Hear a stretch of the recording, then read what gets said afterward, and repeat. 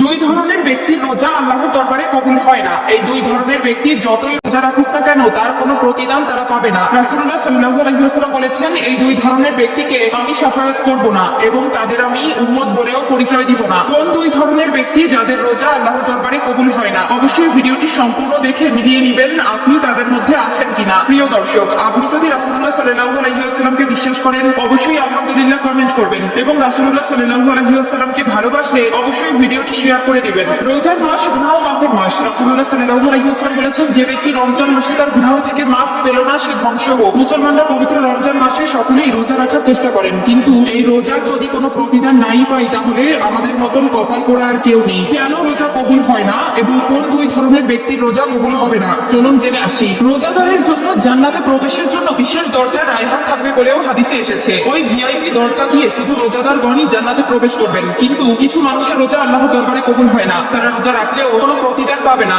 রোজা কবুল না হওয়ার কারণ কিছু মুসলমান রোজার মাসে রোজা রাখার পরেও এর প্রতিদান ও ফজিলত থেকে বঞ্চিতই থেকে যাবেন। এক নম্বরে সেই ব্যক্তির রোজা আল্লাহর দরবারে কবুল হবে না যিনি রোজা রেখেও অশ্লীল কাজ ও পাপাচার ত্যাগ করতে পারলো না।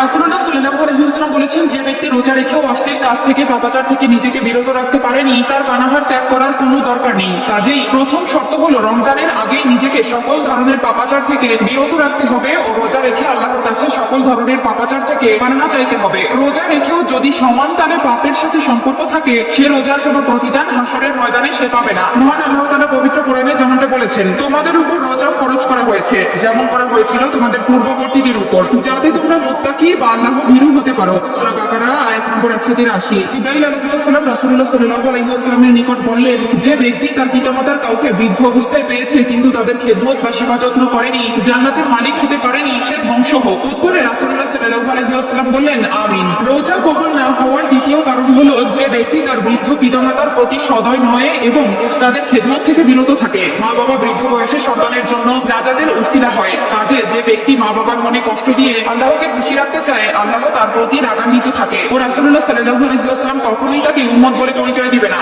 প্রিয় দর্শক, এই দুই ধরনের ব্যক্তি যতই রোজা রাখুক না কেন তার কোনো প্রতিদান তারা পাবে না। অবশ্যই আমাদের প্রকৃত মুমিন হতে হবে ও প্রকৃতপক্ষে আল্লাহকে মনে প্রাণে বিশ্বাস করে ইসলাম কায়েম করতে হবে। রাসূলুল্লাহ সাল্লাল্লাহু আলাইহি ওয়াসাল্লাম বলেন, রোজা ও কোরআন কিয়ামতের দিন বান্দার জন্য সুপারিশ করবে। রোজা বলবে, হে আল্লাহ, তাকে দিনের বেলায় পানাহার ও যৌন সঙ্গম থেকে পূর্ণ বিরত রেখেছে, তার ব্যাপারে আমার সুপারিশ কবুল করুন। বলবে, আমি তাকে রাতের নিদ্রা থেকে বিরত রেখেছি, কাজেই তার ব্যাপারে আমার সুপারিশ কবুল করুন।